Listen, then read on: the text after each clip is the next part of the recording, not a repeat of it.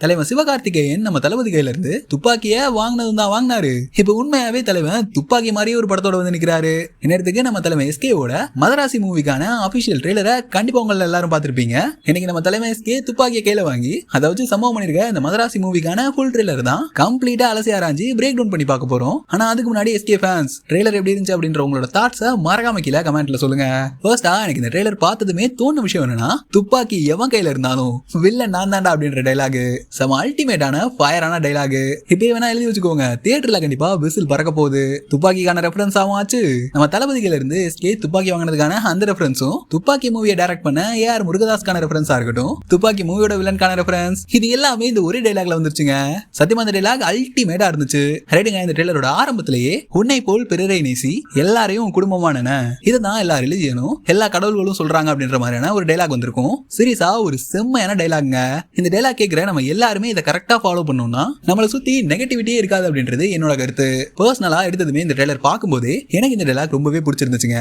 So இதே dialogue வரும்போது நம்ம சிவகார்த்திகேயன், அதாவது இந்த மூவில ரகு ரத்த வெள்ளத்துல அந்த இடத்துல மயங்கி கிடக்காரு. அப்படியே அதுக்கு அடுத்த ஃப்ரேம் பாத்தீங்கன்னு வைங்களேன், இங்க நம்ம எஸ்கே ஒரு ஸ்டைலான அவுட்ஃபிட்ல மாசா நடந்து வராரு. பட் அவருக்கு பின்னாடி நோட் பண்ணீங்கன்னா நிறைய ரெனால்ட் கார்ஸ் நிக்கிறது உங்களால பார்க்க முடியும். இவ்வளவு ஏன் அவரோட டிஷர்ட்ல கூட ரெனால்ட் கார்ஸ்க்கான அந்த ஒரு லோகோ இருக்கும். ஒருவேளை ப்ரொமோஷனா இருக்குமோ? சேச்சா அப்படிலாம் இருக்காதுங்க. இந்த மூவில நம்ம ரகு, அதாவது சிவகார்த்திகேயன் ரெனால்ட் கார்ஸ்ல ஒர்க் பண்ற ஒரு எம்ப்ளாயா இருக்கலாம், அப்படி இல்லைன்னா ஒரு அசிஸ்டன்ட் மேனேஜர் ரெனால்ட் கார்ஸ்ல ஏதாவது ஒரு முக்கியமான போஸ்டிங்ல இருக்கலாம். நெக்ஸ்ட் இந்த ஃப்ரேமை பாருங்களேன். இந்த காஸ்டியூமை பார்க்கும்போது எனக்கு இந்த துப்பாக்கி மூவில நம்ம தளபதியை பார்த்த அதே ஃப்ரேம் தாங்க ஞாபகத்துக்கு வந்துச்சு.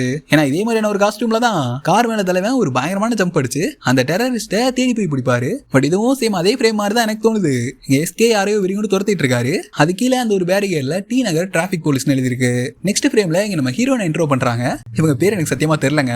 இவங்களோட ரோல் இந்த மூவில என்னவா இருக்க போகுதுன்னா, ஏதாவது ஃபங்க்ஷன்ஸா இருக்கட்டும், ஈவென்ட்ஸ், இந்த மாதிரி இடத்துக்குலாம் போயிட்டு அங்க கிட்டார் ஆர்டிஸ்டா ப்ளே பண்ணுவாங்கன்னு நினைக்கிறேன். அதே மாதிரி இந்த விஷயத்தை ட்ரெய்லர்ல கண்டிப்பா நிறைய பேர் நோட் பண்ணிருக்க மாட்டீங்க. நம்ம ரகு, அதாவது எஸ்கே, இந்த ட்ரெய்லர் ஃபுல்லாவே மனசு விட்டு எந்த இடத்துலயுமே சிரிக்க மாட்டாரு. ட்ரெய்லர்ல நிறைய இடங்கள்ல சிரிக்கிறாருங்க. பட் அது எதுவுமே அவ்வளவு நல்லா இல்ல, ஆர்டிபிஷியலா இருக்கு.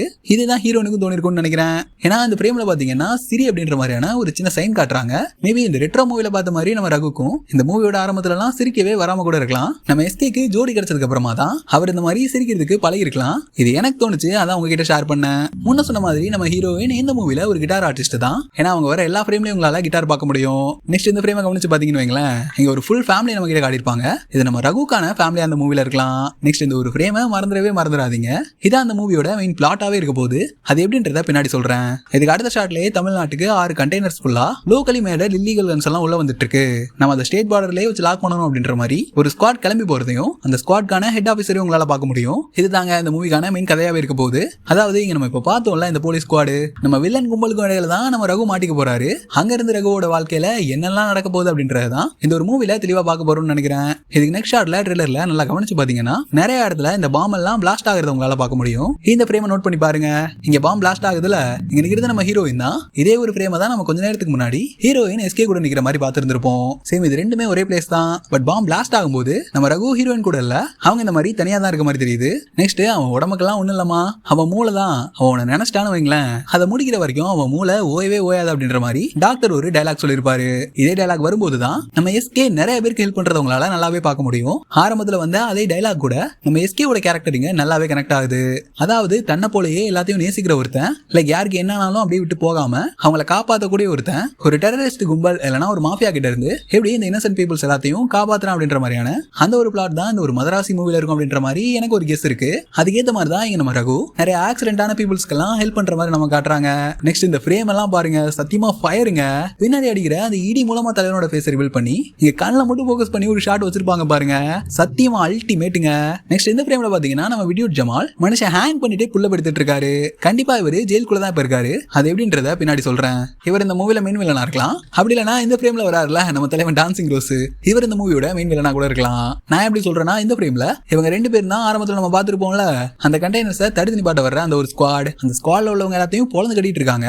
இங்கதான் நம்ம விடியூட் ஜமால் தமிழ்நாட்டுக்குள்ள நுழையிறது நீ நினைக்கிற அளவுக்கு அவ்வளவு ஈஸி எல்லாம் இல்ல அப்படின்ற மாதிரி சிராக் கிட்ட சொல்லிருப்பாரு அந்த டான்சிங் ரோஸ் ஆக்டர். அவர் தான் இங்க சிராக். மேபி இவங்க ரெண்டு பேருமே ஒரு ஸ்குவாடா இருக்கலாம், இல்லனா நம்ம சிராக் அவர் தான் அந்த 6 கண்டெய்னர்ஸ், அதுல அந்த கன் எடுத்துட்டு வர அந்த ஒரு ஆபரேஷனுக்கான அந்த ஒரு ஹெட்டா இருக்கணும். பட் இதை தன்னால மட்டும் செஞ்சு முடிக்க முடியாது, கூட ஒரு ஆள் இருந்தா நல்லா இருக்கும் அப்படின்ற மாதிரி நினைச்சு இங்க நம்ம விடியூட் ஜமால ஜெயில இருந்து தப்பிக்க வச்சு வெளில கூட்டிட்டு வந்திருக்கிறதுக்கான அதிகமான வாய்ப்புகள் இருக்கு.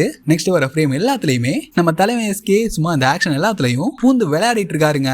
நெக்ஸ்ட் இங்க பாத்தீங்களா ஒரு ஸ்குவாட் கையில கன்னோட உள்ள போயிட்டு இருக்கு, பின்னாடி ஃபயர் அரைஞ்சிட்டு இருக்கு. இவங்க எந்த இடத்துக்குள்ள போயிட்டு இருக்காங்கன்னா இதுக்கு முன்னாடி ஒரு பாம் பிளாஸ்ட் ஒன்று நடந்திருக்கும். அதாவது நம்ம ஹீரோயின் இங்க ஜன்னல் பக்கத்துல நிக்கிறாங்களா, இங்க ஒரு பாம் பிளாஸ்ட் ஒன்று நடந்திருக்கும்.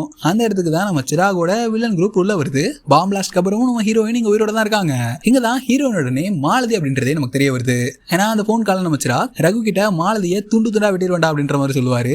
அதுக்கு இங்க நம்ம தலைவன் பயங்கர கெத்தா அந்த போன்ல கைவிடா பார்க்கலாம் அப்படின்ற மாதிரி சொல்லிருப்பாரு. பட் இங்க எஸ்கேவோட அவுட்ஃபிட் கவனிச்சு பாத்தீங்கன்னு வைங்களேன், இந்த ஹார்பர்ல வேலை செய்யறவங்க எல்லாரும் என்ன மாதிரியான ஒரு யூனிஃபார்ம் போட்டிருப்பாங்க, அதே மாதிரியான ஒரு அவுட்ஃபிட்ல தான் இங்க நம்ம ரகு இருக்காரு. மேபி இங்க ஹார்பர்ல வில்லன்கான கும்பல் இருக்கலாம், அவங்களை பிடிக்கிறதுக்காக ஹார்பர்ல ஒர்க் பண்ற மாதிரியான அந்த ஒரு அவுட்ஃபிட்ல நம்ம ரகு உள்ள இறங்கி இருக்கலாம். ஏன்னா அடுத்தடுத்த ஒரு ஷார்ட்ஸ் எல்லாத்துலயுமே இங்க ஹார்பர் இருக்கிறவங்களால நல்லா பார்க்க முடியும். நம்ம ஆரம்பத்துல பார்த்த மாதிரி ஒரு ஸ்குவாட் இங்க வேற இடத்துக்குள்ள உள்ள வந்துட்டு இருக்காங்க.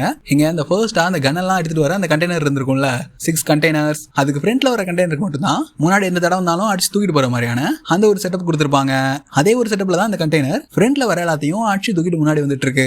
அதே மாதிரி இந்த ட்ரெய்லர்ல ஹாஸ்பிட்டலா இருக்கட்டும், ஸ்கூல்ல நிறைய விஷயங்களை காட்டுறாங்க. மேபி இந்த மாதிரி ஹாஸ்பிட்டல், ஸ்கூல் இது எல்லாத்தையுமே நம்ம வில்லனோட குரூப் ஹைஜாக் பண்ணிருக்கலாம். மேபி அதுக்காக கூட இந்த சீன்ஸ் எல்லாம் மூவில இருக்கலாம். இப்போ ஒரு சின்ன क्वेश्चन நான் உங்ககிட்ட கேக்குறேன், உங்களுக்கு ஃப்ரெண்ட்ல ஒருத்தன் நின்று கண்ணை வச்சு உங்களை மிரட்டிட்டு இருக்கான், போட்டு தள்ள போறான்னு வச்சுப்போமே, அப்ப நீங்க சிரிச்சிட்டா இருப்பீங்க. ஆனா இங்க நம்ம எஸ்கே பயங்கரமா சிரிச்சிட்டு நிக்கிறாரு. எனக்கு இந்த ட்ரெய்லர்லயே இங்க நம்ம எஸ்கே பார்க்கும்போது தான் மனசு விட்டு சிரிக்கிற மாதிரி இருக்கு. மற்ற இடத்துல எல்லாம் சிரிக்கிறாரு, பட் இதெல்லாமே பயங்கர ஆர்டிபிஷியலா இருக்குங்க. எங்க நம்ம எஸ்கே சிரிச்சதுமே கரெக்டா அவர் ஷோல்டர்ல ஏம் பண்ணி சுட்டு மர்கியா சாலா பண்ணிடுறாங்க. இங்க தாங்க வித்யுத் ஜமாலோட தரமான ஒரு டைலாக், துப்பாக்கி எவன் கையில இருந்தாலும் சரி வில்லன் நான் தான்டா அப்படின்ற மாதிரி. சீரியஸ் அந்த டைலாக் எல்லாம் எப்படி யோசிக்கிறாங்கன்னே தெரியலங்க, சத்தியமா அல்டிமேட்டா இருக்கு. இங்க நம்ம வித்யுத் ஜமால கவனிச்சு பாத்தீங்களா, ஜெயில கைதிகள்லாம் போடுற அந்த ஒரு ட்ரெஸ் தான் போட்டிருக்காரு. இதுவுமே கண்டிப்பா ஜெயில தாங்க இருக்கணும். இதுக்கு அடுத்த ஷாட் ஒன்று வரும் இந்த ட்ரெய்லர்ல. இதுக்கு அப்படியே இங்க கவனிச்சு பாத்தீங்கன்னா ஜெயில இருக்க ஆபீசர்ஸ் எல்லாம் பயங்கரமா ஷூட் பண்ணிட்டு இருக்காங்க. பட் நம்ம வித்யுத் ஜமால் அவங்களெல்லாம் அடிச்சு போட்டு ஜெயில இருந்து தப்பிச்சு வெளில வந்துட்டு இருக்காரு.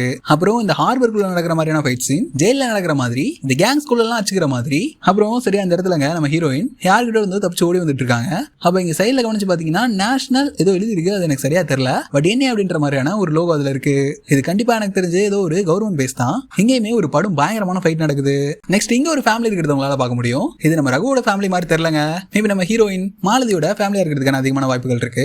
நெக்ஸ்ட் ஹார்பர்க்குள்ள தான் பயங்கரமான சண்டை நடந்துட்டு இருக்கு. இது இந்த மூவிக்கான கிளைமேக்ஸா இருக்கும் தான் நினைக்கிறேன். ஏன்னா நம்ம எஸ்கே ஏதோ கையில வித்தியாசமான சைன் எல்லாம் காட்டி அப்படியே கையா மடிச்சு ஒடிச்சு ஒரு டிஃபரெண்டான சைன் மூலமா வில்லன்ஸ் எல்லாத்தையும் அடிச்சு ஓட விட்டு இருக்காரு. நெக்ஸ்ட் இந்த பக்கத்துல இருந்து நம்ம வித்யுத் ஜமால் ஓடி வர, அதுக்கு ஆப்போசிட்ல நம்ம எஸ்கே வராரு.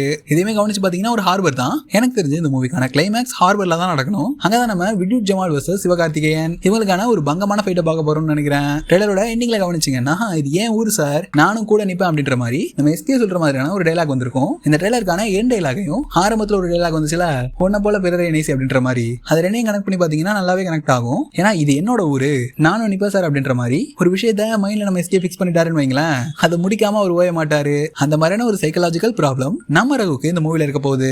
ரைடுங்க, இந்த ட்ரெய்லரை நான் திரும்ப திரும்ப ஓட விட்டு என் மைண்ட்ல தோணுன நிறைய விஷயங்களை, நீங்க நோட் பண்ணாத விஷயங்கள் எல்லாம் பிரேக் டவுன் பண்ணி உங்ககிட்ட சொல்லியிருப்பேன். ட்ரெய்லர் பயங்கர ஆக்ஷன் பேக்கடா இருக்கு, சீரியஸா செம்ம ஹைப்பா இருக்குன்னு தான் சொல்லணும். பட் நம்ம ட்ரெய்லரை பார்த்து ஓவர் ஹைப் ஆகக்கூடாது. ஏன்னா இதே மாதிரி தான் நம்ம கூலி மூவிக்கு நடந்துச்சு, பட் கொஞ்சம் டிஃப்ரெண்ட்னு சொல்லலாம். சீரியஸா அந்த மூவிக்கான ட்ரெய்லர் ஹைப்பே இல்லாம தாங்க இருந்துச்சு. ஆனா அதை பார்த்துட்டு நம்மளாம் என்ன முடிவுக்கு வந்துட்டோம்னா, ட்ரெய்லரே ஹைப் இல்லாம இருக்கு, ஹைப்பே இல்லாம தான் ட்ரெய்லரை கட் பண்ணிருக்காங்க.